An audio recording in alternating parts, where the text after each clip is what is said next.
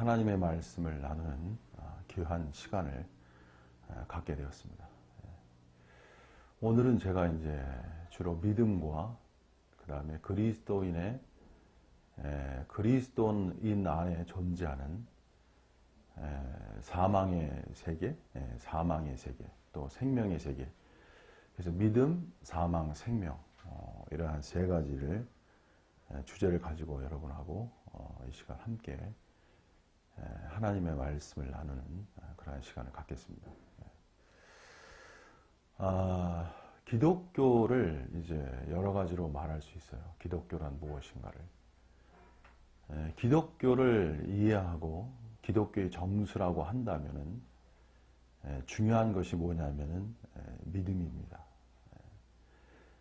믿음이라는 세계가 결국 기독교를 오늘날 이 땅에 우리에게 가져오게 한 하나의 원인이 된 것이죠. 그래서 루터, 쉽게 말하면 루터의 인신칭의라는 개념이 믿음으로 말미암아 구원을 얻는다는 것이 아니겠습니까? 인간의 행위가 아니고 간단하게 말해서 천주교에서는 오직 믿음이라는 개념이 이렇게 확실하지가 않았어요. 인간의 공로적인 부분이 이렇게 결합되어 있었기 때문에 그러한 약간 혼돈이라고 해야 되나? 그러한 상황 속에서 이제 루터가 본 것은 루터는 굉장히 아주 신실한 신부였죠. 그는 아주 정말 자신의 어떠한 그 구원에 이른다는 어떤 생각, 자신의 어떤 육체를 아주 엄격히 아주 금욕화했던 사람이 바로 루터입니다. 근데 금욕화해서 결국 구원에 이를 수 없다는 결론을 얻은 것이 루터이고요. 또 루터가 결국은 하나님의 말씀을 통해서 믿어야 구원에 이른다는 이신칭의의 진리를 명확하게 빛으로 본 것이죠. 그래서 믿음이라는 시대가 열린 것입니다. 기독교에서. 이 기독교 이전에는요, 믿음의 시대가 아니었어요, 여러분. 그 시대는 이제 동양사당도 있고, 특별히 우리가 이제 사유해야 될 것이 뭐냐면, 종교적으로 볼 때는 이제 불교예요. 불교를 잘 이해하는 것이 기독교를 보다 더 깊이 이해하는 하나의 또 수단이 될 수 있습니다. 이게 불교적 관점은 주로 이제 자력구원의 관점이잖아요. 이제 기독교는 타력구원의 관점이고, 이제 불교는 믿음과 다른 것이 뭐냐면은 불교는 주로 깨달음의 세계라는 거예요. 깨달음과 믿음. 이 두 가지가, 그러니까 믿음의 그 위대성, 믿음이 갖는 어떠한 그 빛, 이 세계를 이해하기 위해서는요, 깨달음의 세계를 이해하셔야 돼요. 이게 두 개가 비교가 돼야 돼요. 그냥 믿음만 가지고는 믿음이 얼마나 위대한 역사인지를 이해하기가 어려워요. 그래서 불교라는 하나의 배경, 깨달음의 세계를 우리가 이해하셔야 믿음이 어떠한 역사인가, 어떠한 위대성을 갖는가, 이러한 것을 우리가 알 수 있습니다. 자, 그래서 불교는 뭐냐면 깨달음이라는 세계는요, 중요한 것이 뭐냐면 인간의 스스로의 어떠한 사유의 세계이잖아요. 그래서 기독교와 차이 나는 건 뭐냐면은 기독교의 믿음을 말한다는 건 두 가지가 전제가 돼야 돼요. 믿음이 존재한다는 건 두 가지가 전제돼야 돼요. 선존재해야 된다고 말할 수 있습니다. 먼저 존재한다는 거죠. 믿는다는 것은. 그건 뭐냐면은 하나님과 삼위일체 하나님이시죠. 하나님과 하나님의 세계가 선존재해야 그것을 믿는 것이 바로 믿음이라는 거예요, 여러분. 근데 불교의 깨달음은 하나님과 하나님의 세계가 선존재하는 세계가 아니에요. 그것은 불교라는 것은 인간의 어떤 실존적 세계 속에 존재하고 있는 어떤 고통의 문제잖아요. 특별히 고통의 문제를 어떻게 극복할 것인가의 어떤 사유잖아요. 이제 불교 이전에는 이제 힌두교가 있었잖아요. 힌두교는 주로 그 브라만과 아트만의 개념으로서 버마 이려라는 개념이 있잖아요. 이 버마 이려는 사실 어떤 면에서 큰 우주의 어떤 위대한 존재와 인간의 그 존재가 하나 되는 사상, 합일의 사상이 버마 이려 사상이잖아요. 근데 이렇게 우주적 존재와 어떤 자아의 존재가 이렇게 일치한다는 그 관점이 사실은 형이사학적 관점이에요.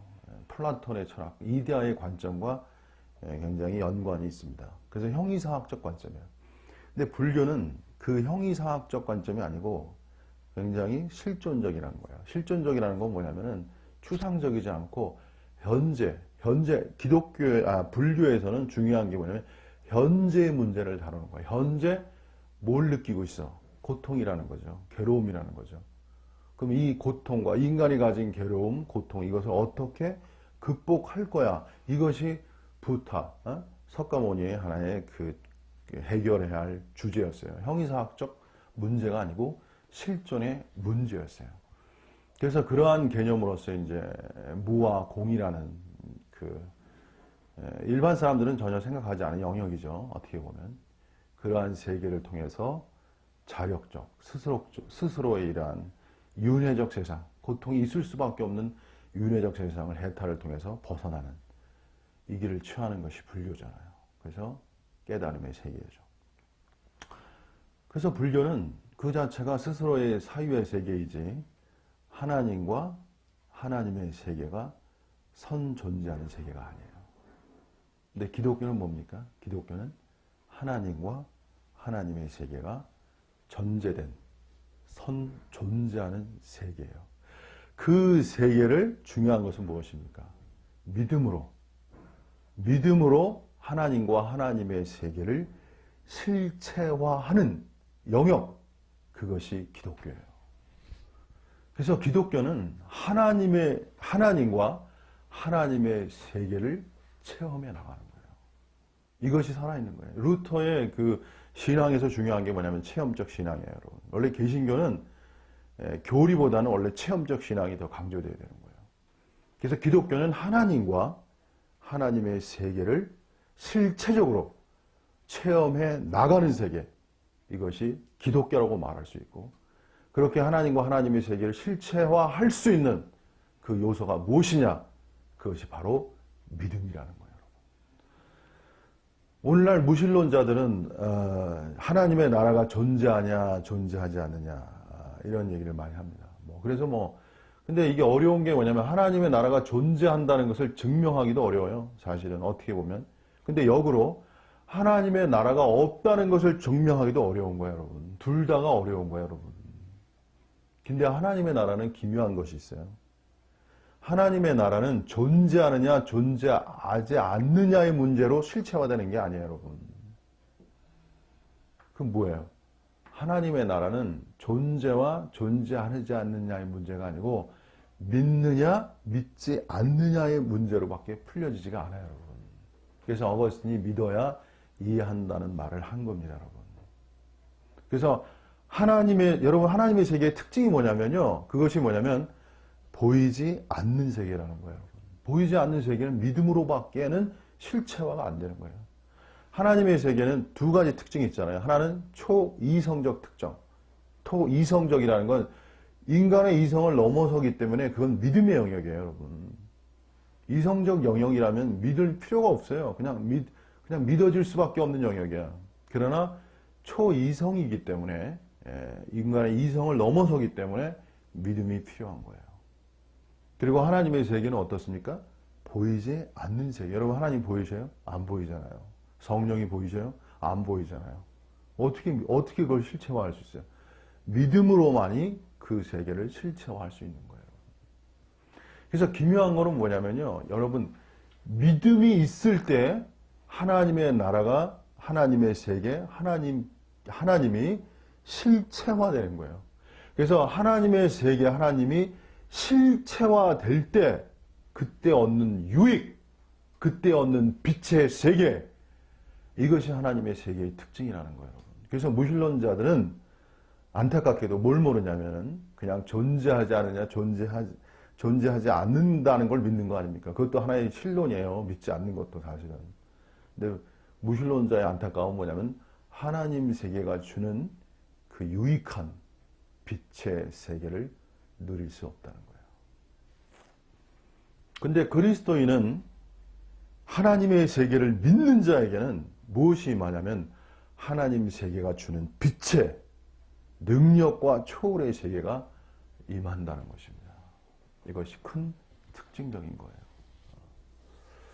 그래서 하나님의 세계는 어쩔 수 없어요. 그죠? 불신의 세계를 돌파해야 돼. 불신을 조장하는 것이 이제 사단이죠. 그래서 기독교는 일반적으로 이제 불신적인 불신을 많이, 불신 지옥이란 말 옛날에 많이 하잖아요. 불신 지옥, 예수 믿으면 천당, 뭐 이렇게 옛날 복음 전파 방식인데. 그래서 믿음이라는 걸 그래서 믿음이라는 것이 하나님과 하나님의 나라를 실체화하는 것이기 때문에 굉장히 중요한 것입니다. 하나님은 모든 사람이 구원받기를 원하시지만 성경에 그렇게 써 있습니다. 모든 사람이 구원에 이르기를 원하셔요. 근데 또 성경은 기묘해요. 믿음은 모든 자의 것이 아니라고 그랬어요. 참. 성경은 참 이렇게 양면적이기 때문에 제 진리는 양면적이라고 그랬죠. 계속해서. 진리는 양면적이기 때문에 모순적이기 때문에 무한적 개념이에요. 모순적이어야 무한적 개념이에요. 제가 이게 전기라는 건 플러스 마이너스의 그 역사잖아요. 플러스와 마이너스의 대극의 관계가 공존함으로써 힘을 발생하는 게 이게 전기잖아요, 여러분. 플러스 마이너스. 플러스 마이너스 관계가 일치될 수 없는 것이 하나의 뭐예요? 모순적이잖아요. 근데 그것이 서로 공존함으로써 에너지를 발생시키거든요.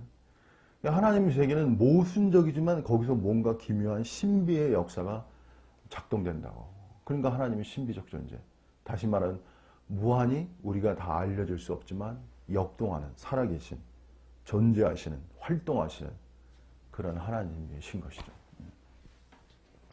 자, 믿음은 이렇게 중요한데요. 오늘은 이제 두 번째 주제로 가서 믿음과 연결된 부분입니다. 사망과 생명에 대해서 제가 교제해 드리겠습니다. 일단 보시면요. 인간은 뭐냐면요. 인간은 사망의 몸을 가진 것이 인간입니다. 그래서 성경에 보면요. 죄의 싹은 사망이니라. 로마서 6장 23절 말씀입니다. 기독교를 이해하려면요. 두 단어가 중요한 거예요. 그러면 죄와 사망이라는 거죠. 죄와 사망은 인간을 이해하는 가장 근본적인 요소예요, 여러분. 이것이 기독교 진리가 말하고 있는 것입니다. 인간이 죄를 범했잖아요. 이제 죄를 범했다는 것은 이제 하나님에게 벗어났다는 거죠. 관역에서 벗어났다는 게 아니라 하나님에게서 벗어난 거예요. 일종의. 하나님을 떠난 것이죠. 그 죄의 싹스라는 것은 이제 결과인 거죠. 그래서 죄의 싹은 사망이니라. 죽음이라는 뜻입니다. 그래서 인간이 아담이 죽게 되었잖아요. 결국은. 죽는다고 흙으로 돌아가리라. 이렇게 말씀하셨잖아요. 예수. 하나님께서.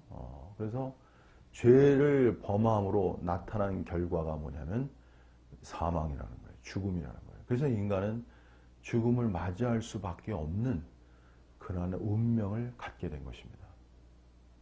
자, 그러면 기독교는 뭐냐? 바로 죽을 수밖에 없는 이 사망의 존재에게 무엇을 주시는 거예요? 생명을 주시는 이야기가 바로 기독교의 이야기예요. 그래서 기독교를 이해하려면요, 죄와 사망, 그리고 죄와 사망을 돌파하는 생명을 여러분이 이해하셔야 돼요. 자, 사망이라는 건 뭐냐 도대체. 그러면 사망이라는 건 좀 추상적이잖아요, 여러분. 이미 우리가 몹이 죽는다는 것은 여러분이 다 인식하시죠. 근데 현재적 관점에서, 지금 현실적 우리는 죽지 않았잖아요, 아직. 저는 아직 죽지 않았잖아요, 그죠? 그럼 사망이라는 게 뭐야, 도대체? 이걸 오늘 좀 더 구체적으로 제가 말씀드리겠습니다. 사망이라는 게 무엇인가? 사망이라는 건 뭐냐면요, 본질적으로 사람이 죽어 있는 상태라는 거예요. 죽어 있다는 것은 뭐냐면은, 죽은 사람은 어때요, 여러분? 특징이 아무것도 할 수 없는 거예요. 그래서 인간은 할 수 없는 존재가 된 거예요. 이것이 현재적 관점에서의 사망의 어떤 구체적 표현이에요, 여러분. 몸이 죽는 것이지만 장차. 그래서 그게 무슨 말씀이냐면 이런 말씀입니다. 로마서 7장 18절에 보시면 이런 말씀이 있어요. 내 속 곧 내 육신에 선한 것이 거하지 아니한 줄을 아노니.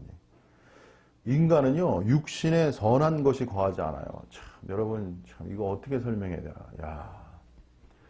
자, 기독교를 이해하려면 참 이해할 게 많은데요. 여러분, 육신이라는 걸 또 플래시형으로, 육신이라는 걸 이해하셔요. 육신에는 뭐냐면 선한 것이 거하지 않아요. 인간은요, 선한 것을 구별할 수 있는 능력이 있어요. 선과 악을. 일종의.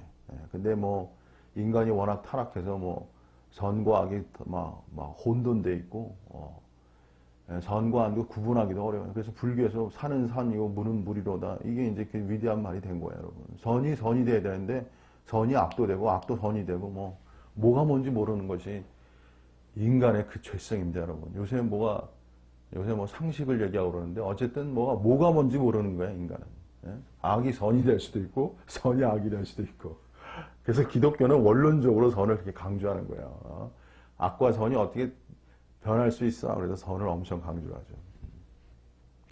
자, 근데 중요한 건 뭐냐면 인간은 선악을 구별할 수는 있지만요. 중요한 거는 우리 육신 속에는 선함이 거하지 않는다는 거예요, 여러분.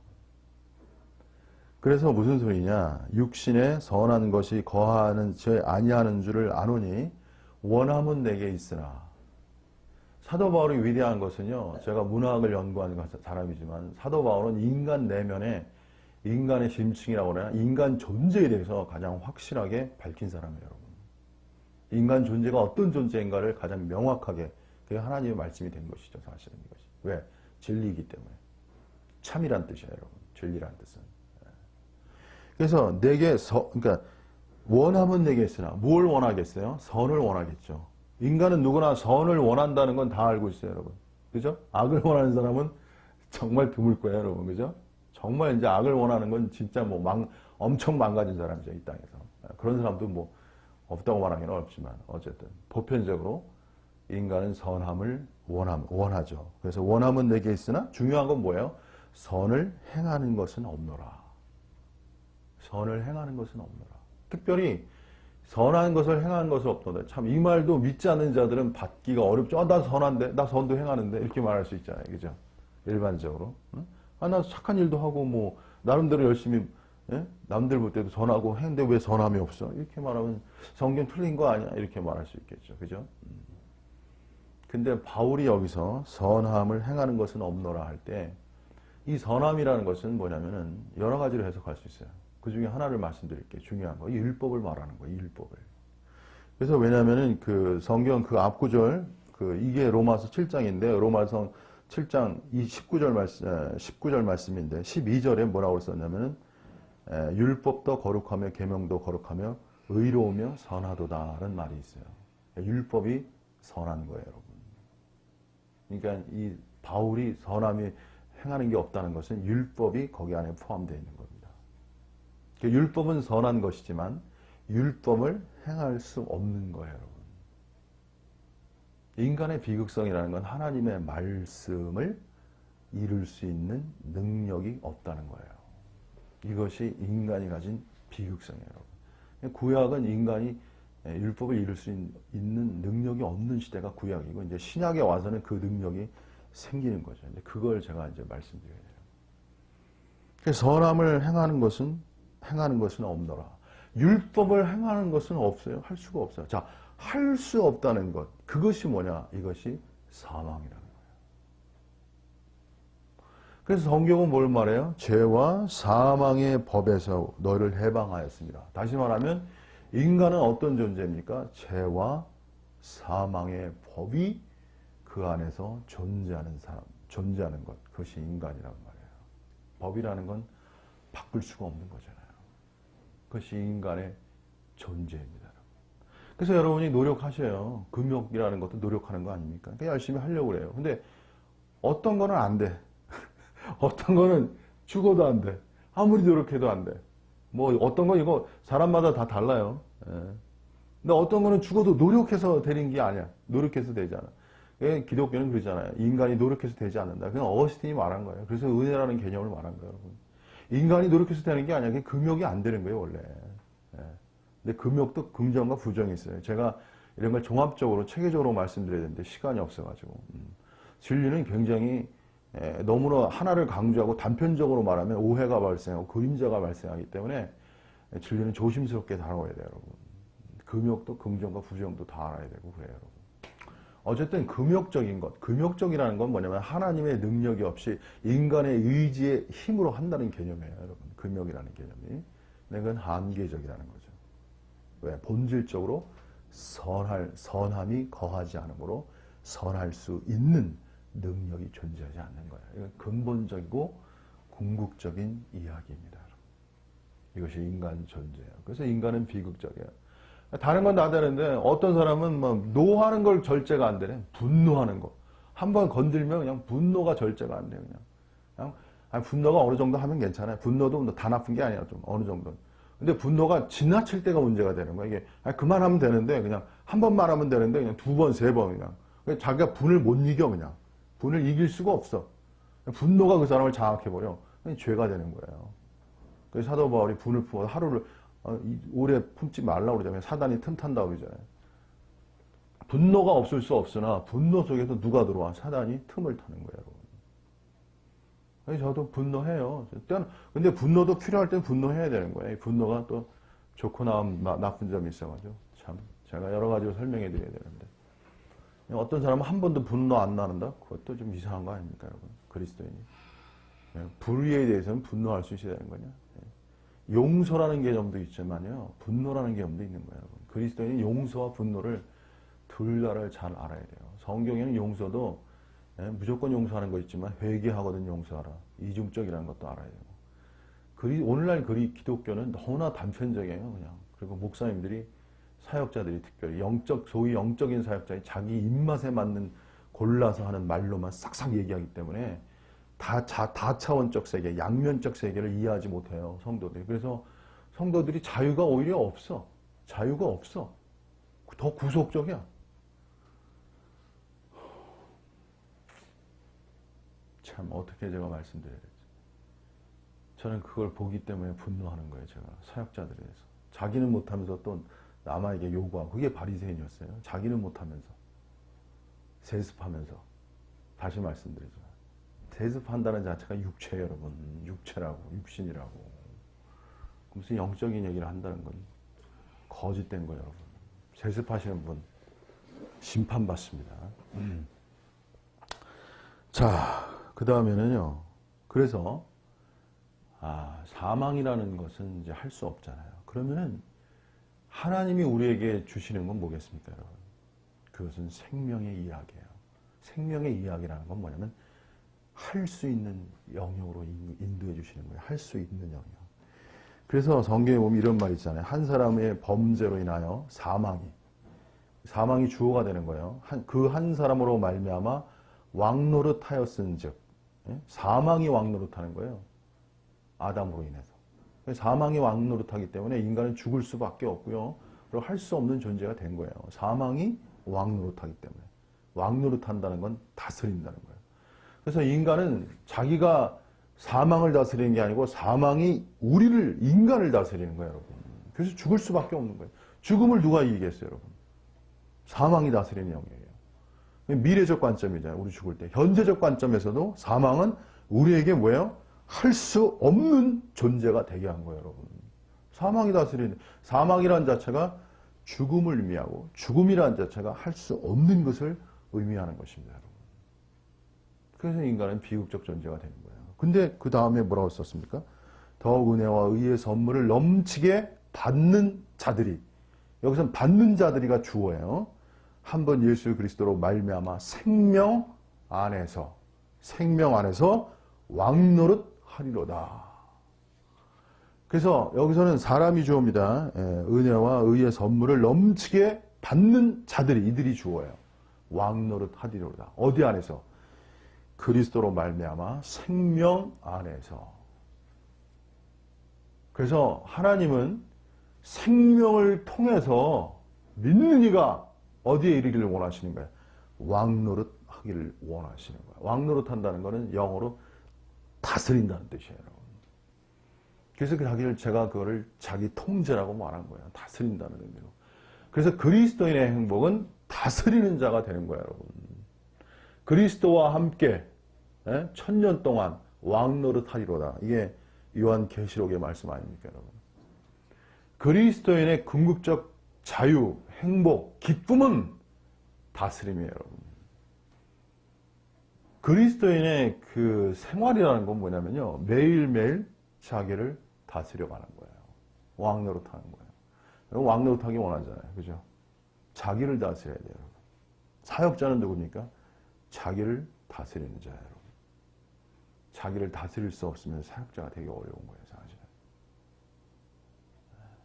그래서 저는 항상 제 자신에게 질문하는 거예요. 너는 너를 다스리고 있는가? 뭐 어디 안에서?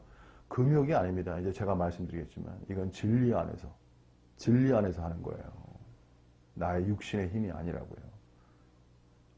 선이 거하지 않는 육신이 아니고 생명 안에서 이거를 이제 아는 그리스도인이 있지만 제가 오늘 한 단어를 쓰겠습니다, 여러분. 관념하라는 단어예요.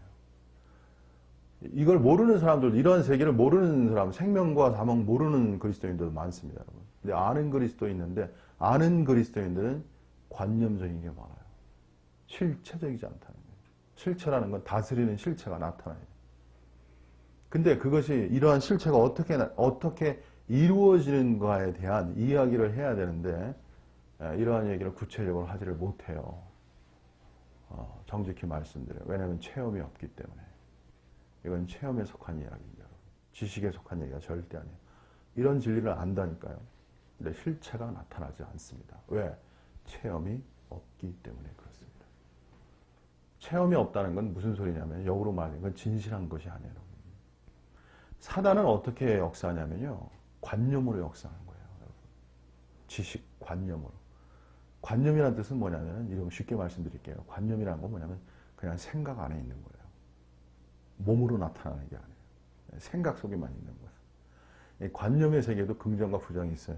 제가 항상 이중적으로 얘기하잖아요. 그죠? 아까 금욕도 긍정과 부정을 얘기하잖아요. 그죠? 이거 다 아셔야 돼요, 여러분.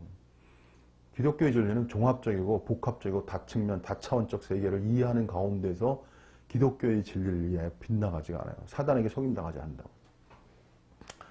자, 그래서 중요한 거는 생명의 이야기예요, 여러분. 자, 생명의 이야기는 여러분 무엇을 먼저 아셔야 되면 여러분의 영이 생명이라는 걸 아셔야 돼요. 이것이 구체적인 이야기예요. 여러분의 영이 생명이라는 걸 알아야 돼. 하나님은 구체적으로 역사해야 되잖아요. 그냥 막연하게 생명도 막연하게 얘기하면 안 돼요. 그게 관념적인 거예요, 여러분. 그래서 로마서 보시면 로마서 8장 10절 11절입니다, 여러분. 보시면 그리스도께서 너희 안에 계시면 몸은 죄로 인하여 죽은 것이나 영은 의로 인하여 산 것이니라. 그리스도께서 너희 안에 계시면, 자, 그리스도께서 우리가 예수 그리스도를 믿을 때 그리스도가 우리 안에 계시는 거예요, 여러분. 그래서 몸은 죄로 인하여 죽은 것이나 우리의 몸은 죄로 인하여 죽은 거예요. 그래서 나중에 장차 죽게 되잖아요. 근데 여기서 보면 영은 의를 인하여 산 것이라. 영은 살았다고 말하는 거예요. 영이 살았다고 말하는 것은 영이 생명화되었다는 것을 말하는 것입니다. 여기서 영은 뭐 칼빈도 이걸 성령으로 뭐 해석하는 경우도 있지만 여기서 영은 그 영어 성경은 the spirit 소문자예요. 이건 사람의 영이라고 봐요. 그리고 성령이라면 성령이 의로 인하여 산 것이라 그 말이 안 돼요. 어떻게 성령이 의로 인하여 산 것이 됩니까? 그 말 자체가 안 되는 거예요, 여러분. 성령은 항상 살아계신 분인데 뭘 의로 인하여 살아요. 그 자체가 성립될 수가 없는 거예요, 여러분. 자, 그래서 여기서의 영은 영어 성경의 소문자 스피릿 S, 사람의 영을 말한다고 하는 것이 더욱 타당합니다. 사람의 영은 생명, 살아있는 거예요. 제가 그랬잖아요. 지난번에 말씀드린 사람의 영이 살아있어요. 이 사람의 영이 살고 강건케 됨을 통해서 자신의 몸을 통제해 나갈 수 있는 것. 그것이 그리스도인의 삶입니다. 그래서 여기 보시면 영은 의로 인하여 산 것이냐 예수를 죽은 자 가운데 살리신 이의 영이 여기서의 영은 성령을 말하는 거예요. 아까 그 자기 영하고 성령이 틀립니다. 너희 안에 거하시면 그리스도 예수를 죽은 가운데 살리신 이가 너희 안에 거하시는 그의 영으로 이건 성령을 말하는 거예요. 그의 영은 말미암아 너희 죽을 몸도 살리리라. 죽을 몸도 살리리라고 그랬어요, 여러분. 무엇이? 성령이. 그래서 여러분이 아셔야 될 게 뭐냐면 사람의 영이 살았다는 것. 이걸 아셔야 되고요. 그 다음에 성령이 여러분의 죽을 몸도 살리신다는 것. 이것이 부활을 의미하는 거예요. 그러니까 사망을 통해서 죽을 수밖에 없지만 생명을 통해서 생명의 역사를 통해서 인간은 다시 사는 역사가 존재하는 거예요, 여러분. 이것이 기독교입니다. 여러분, 인간의 비극은 사망이에요, 여러분. 사망 권세가 인간의 비극이에요, 여러분. 할 수 없음이라고. 할 수 있는 것이 인간의 축복이라고. 이것이 생명의 역사라는 거예요. 생명을 할 수 있음으로 바꿔야 이게 실체화가 일어나는 거예요, 여러분. 생명이 그냥 생명 그러면 관념적이라니까요, 여러분. 그냥 기뻐하고 즐거워. 이게 이 개념이 아니에요, 여러분. 살아있다는 건 뭐예요? 할 수 있다는 걸 의미하는 거예요, 여러분. 자, 그래서 여기서 중요한 거 말씀드릴게요. 영이 살고요. 이 영의 살아있는 영을 통해서 인간의 세계가 살아나는 거예요. 살아난다는 건 뭐냐면 그 사람의 혼이 다스림 받는 거야, 영에 의해서. 이게 살아나는 역사라는 거예요, 여러분. 자, 그런데 여기서요, 제가 이제 더 실체적인 말씀을 드리겠습니다. 더 실체적인 말씀. 더 실체적인 말씀은 뭐냐면은 8장, 아까 제가 로마서 8장 10절, 11절 읽었잖아요. 그 다음에 13절이 더 실체적인 이야기예요. 생명의 역사가 무엇인지 더 실체적인 이야기.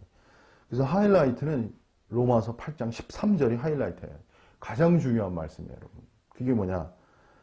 너희가 육신대로 살면 반드시 죽을 것이로되. 아니, 죽을 몸도 살린다고 그랬는데 또 육신대로 살면 반드시 죽을 것이로되. 어떻게, 여러분 성경이 이러기 때문에 해석이 좀 어렵습니다. 여기서 육신대로 살면 반드시 죽을 것이로되, 죽을 것이로되. 영으로서 몸의 행실을 죽이면 살리니. 이거는 장차 미래적 관점이라기보다는 현재적 관점이 더 어울립니다, 여러분. 무슨 소리냐면은 우리가 예수를 믿으면 성령을 통해서 죽을 몸이 살아요. 이것은 분명한 장차 올 미래적 진리예요. 자, 그런데 현재적 관점에서 말씀드릴게요. 현재적 관점. 현재적 관점에서는 뭐냐면 육신대로 우리가 살면요, 죽는다는 거예요. 그러나 영으로서 몸의 행실을 죽이면 산다는 거예요. 사망의 생활이라는 건 뭐냐? 육신대로 사는 것이 사망의 결과를 가져오는 것이고, 영으로서 몸의 행실을 죽이면 생명의 결과를 가져오는 거예요. 이게 더 현재적이고 실체적 이야기예요, 여러분. 제가 오늘 말씀드릴게요. 정영훈 목사는요, 로마서 8장 13절을 수십 년간 고민한 사람입니다.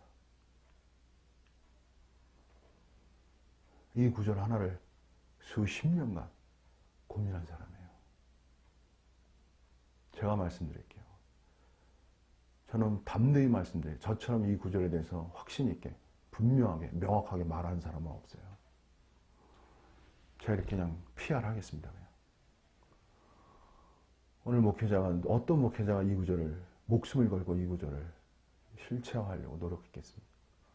어떤 목사가. 오늘날 교회는요, 외피적 세계를 말해, 뭐 착함과 선함, 외피적 세계를 얘기한다고. 외향적 세계, 뭐 하나 되자, 뭐 착하게 살자, 선의 이야기, 경건의 이야기. 본질을 뚫어야 돼요. 본질을 돌파해야 돼요, 여러분. 기독교는, 오늘날 기독교는 경건주의로 뭐 경건주의 운동도 하고 뭐 여러 가지 뭐 운동이 있잖아요. 제 언어가 생각이 안 나요. 오늘 기독교는 사단이 본질적으로, 근본적으로 기독교 자체를 오염화하는 세계를 몰라요. 하나님 자신을 오염화하는 것도 몰라요. 진리 자체를 오염화하는 것도 모르고. 그런 세계를 모르면서 뭐 외향적으로 바꾸자, 그건 바꿔지지가 않습니다. 그리스도인은 본질로 돌아가야 돼요. 근원으로 돌아가야 돼요. 근원으로부터 해결해야 돼요, 여러분. 저는 그걸 알고 있었어요. 이 구절을 통해서. 몸의 행실을 죽이지 않으면 다 거짓말이라는 걸 제가 알고 있었어요. 다 거짓말이라는 거. 네? 아무리 최고봉이고 뭐 위대한 계시고 다 거짓말이 되는 거예요, 여러분. 자신의 몸의 행실을 죽이지 않으면. 네, 그러면 여기 뭐라 그랬어요? 네? 육신대로 살면 반드시 죽을 것이로되. 네? 몸의 행실을 죽이면 살린다고 그랬잖아요. 죽이지 않으면 뭐야? 죽는 거예요, 여러분. 이것이 엄중한 하나님의 말씀이에요. 저는 이걸 알았기 때문에 너무 오랜 시간 이 말씀을 두렵고 떨림으로 전 눈물 나게. 그래서 제가 극단의 길이라고 해야 되나? 올인의 길을 간 거예요, 저는. 저는 이렇게 살았어요, 여러분. 몸의 행실을 죽이는 생활을 살았다니까요.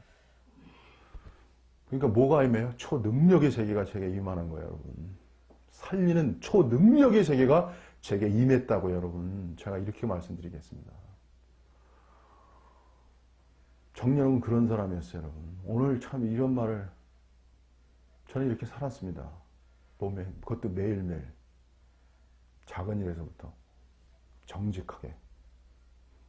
살리는 역사가 초월 능력의 세계라는 걸 제가 그때 알았습니다. 그래서 할 수 있거든이 무슨 말이냐. 믿는 자에게 능치 못함이 없느니라. 이게 주님의 말씀이잖아요. 오늘 이 말씀이 다 사라졌어요, 여러분. 믿는 자에게 능치 못함이 없느니가 하나님만이 할 수 있는 말이라고 제가 들었잖아요. 하나님만이 할 수 있는. 어떤 사람, 능치 못함이 없어야 그게 진짜 믿음이라니까요, 여러분. 기독교는 절대적이고 위대하고 인간이 할 수 없는 영역의 세계인 거예요, 여러분. 이것이 기독교예요, 여러분. 짜잘한 이야기가 아니에요. 그냥 윤리적 이야기가 아니라고. 선하자, 뭐 착하자, 하나 되자, 이런 정도의 이야기가 아니라고, 여러분. 존재의 완전한 전환성, 완전한 새로운 피조물, 이것이 기독교예요, 여러분. 새로운 세계, 이게 기독교라고. 새 포도주의 세계라니까요, 여러분. 네, 이런 세계를 들어가면 이제 그때 본격적으로 누가 역사하냐? 사단이 역사하는 거예요, 여러분. 그러니까 여러분, 사단은 그때 나타나는 거예요.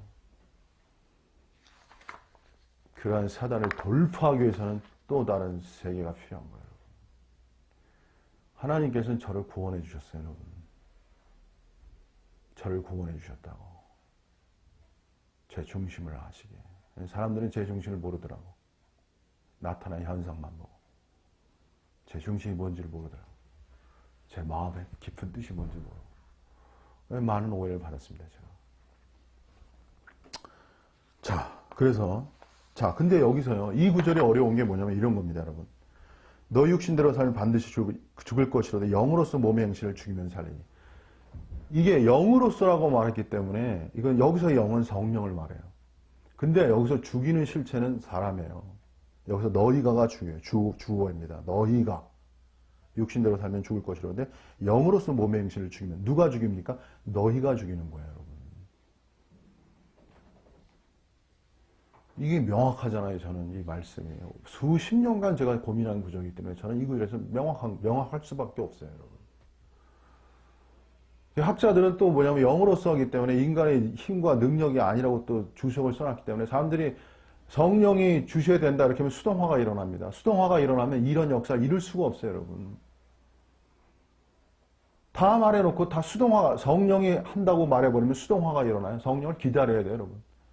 기다리다 보면 시간 다 갑니다, 여러분. 그렇기 때문에 성령은 뭐예요? 제가 다차원적이라고 했잖아요. 다측면적이라고.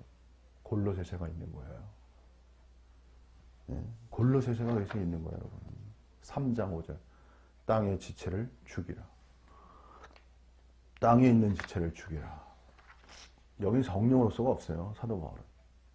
땅에 있는 지체를 죽이라고 그냥 말했어요, 여러분. 여기서 중요한 말씀을 제가 드릴게요. 믿음이 없는 행위는 금욕입니다.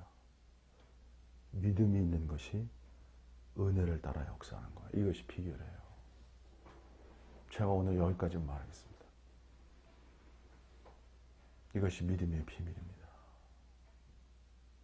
제가 수십 년간 눈물로 이 길을 갈 때 정말 눈물을 많이 흘렸어요. 저는 정말 가고 싶었거든요. 왜냐하면 제가 말씀드린 저는 영광을 봤기 때문에 그렇습니다. 저는 영광을 보았기 때문에 그래요. 지울 수가 없어요, 그 영광은. 그래서 제가 포기할 수 없었던 거예요. 할 수 없는 나 자신을 그 오랜 세월 돌파가 안 되니까 너무 힘들더라고요. 어느 날 하나님이 저에게 보여주시는 거, 어느 날 보여주시는 믿음에 대해서 제가 알았습니다. 제가 분명히 말씀드릴게요. 실체적 믿음과 관념적 믿음이 틀린 거예요, 여러분. 실체적 믿음의 사람이 관념적 믿음의 세계를 볼 수 있어요. 오늘날 많은 영성주의자들은 관념적 믿음의 세계 속에 있어요. 관념적 믿음의 세계 속에서는 실체적 믿음의 세계를 이해할 수가 없어요. 그리고 또 하나 말씀드릴게요. 실체적 믿음의 세계 속에서 임하는 초월 능력의 세계가 임할 때 비로소 사단의 유서 하나님의 세계가 본격화되는 거야. 이것이 비밀입니다, 여러분. 정영훈 목사는 유서 하나님의 세계를 잘 몰라가지고 진짜 오랜 세월 제가 눈물로 배우고 통과하고, 우리 어머니도 계시지만 참 어머니께 부조를 너무 많이 했습니다. 네. 아들이 미쳤거든. 아들이 아주 그냥 이상한 사람이 됐거든. 초월 능력의 세계 속에 들어가다 보니까. 네. 완전히 정상적인 사람이 아니야. 완전히 이상한 사람이 되어버렸거든.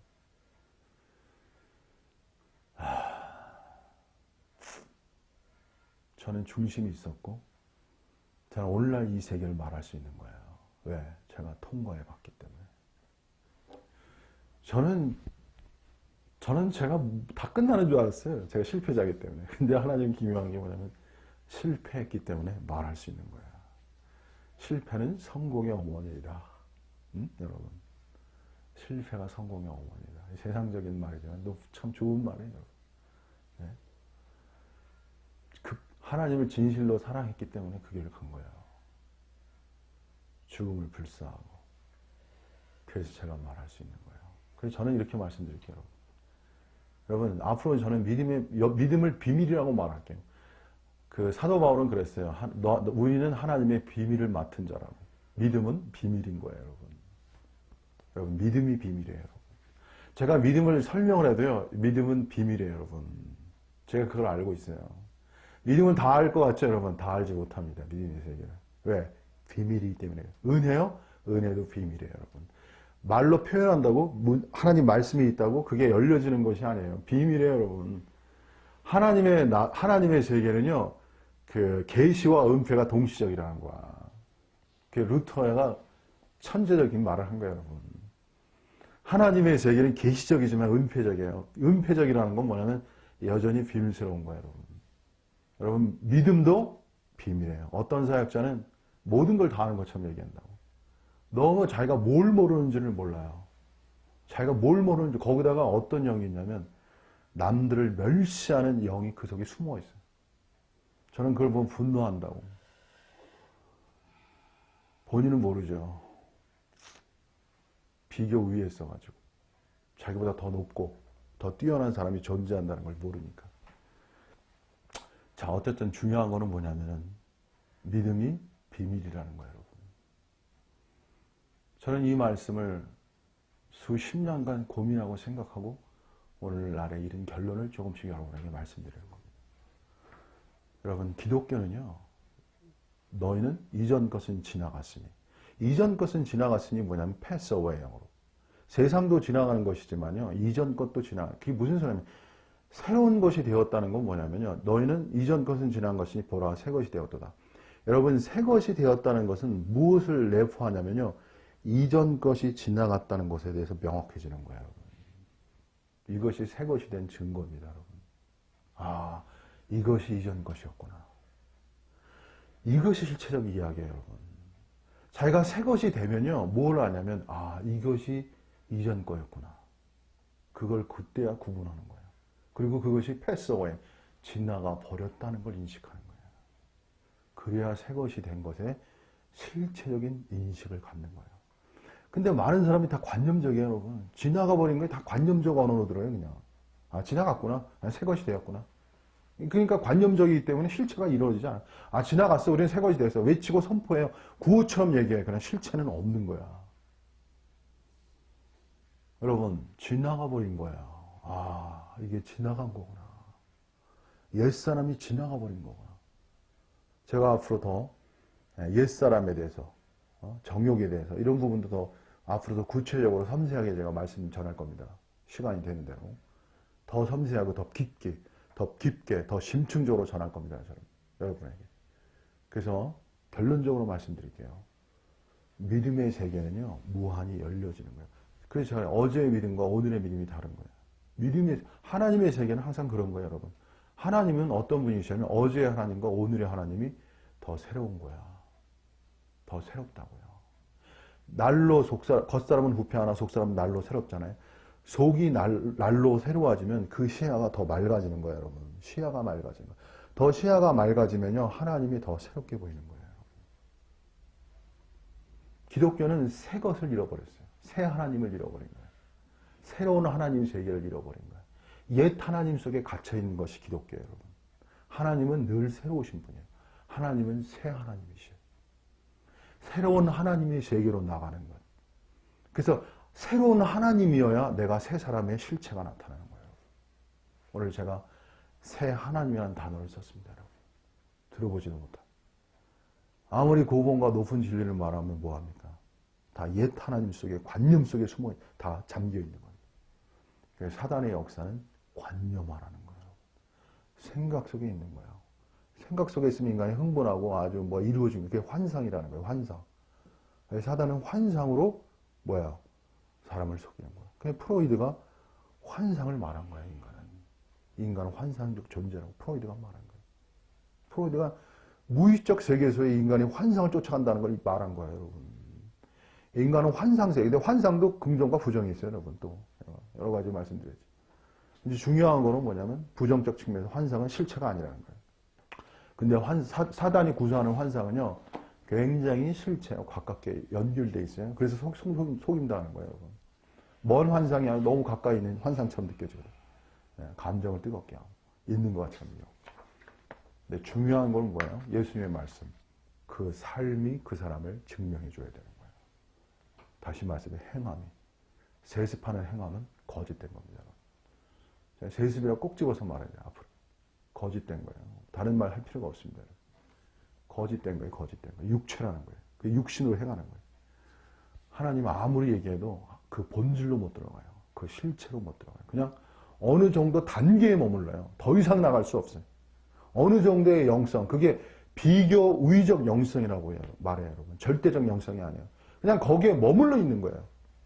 그리스도인의 실체는 뭐냐면요, 무한 초월, 무한 상승의 영역이라는 거예요, 여러분. 머물러 있는 게 아니에요, 그리스도인이라는 거.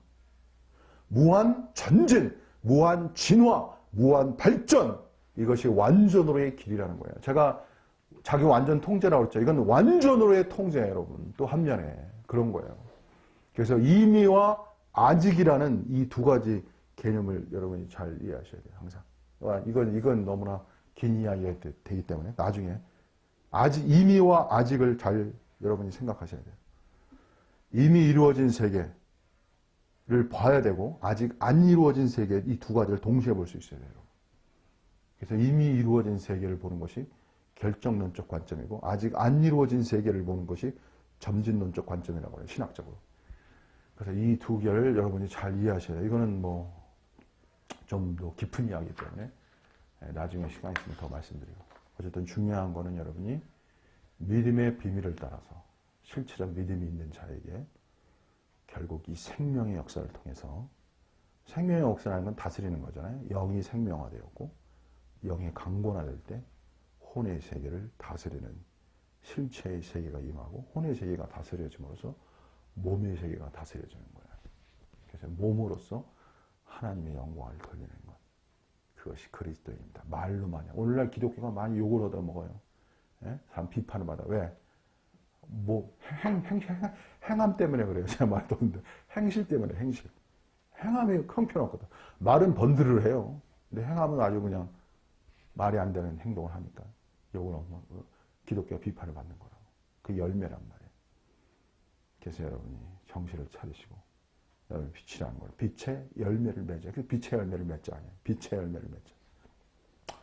그래서 여러분의 행실이 중요한 것입니다. 그리고 여러분이 이러한 생명의 능력 안에서 영안에는 말을 쓰잖아요. In spirit, in life, in truth. 다 중요한 말이잖아요. 영 안에서, 진리 안에서, 생명 안에서. 그게 바울식 표현입니다, 여러분. 사도 요한도 좀 말했고, 진리 안에서는 사도 요한도 좀 말했고. 그래서 이러한 세계를 여러분이 정말 실체화함으로 행복하고, 행복해야 돼요, 여러분. 기뻐하시고 새롭고 능력 있는 그러한 그리스도인의 삶을 살아갈 수 있기 바랍니다. 오늘은 여기서 마치겠습니다. 감사합니다.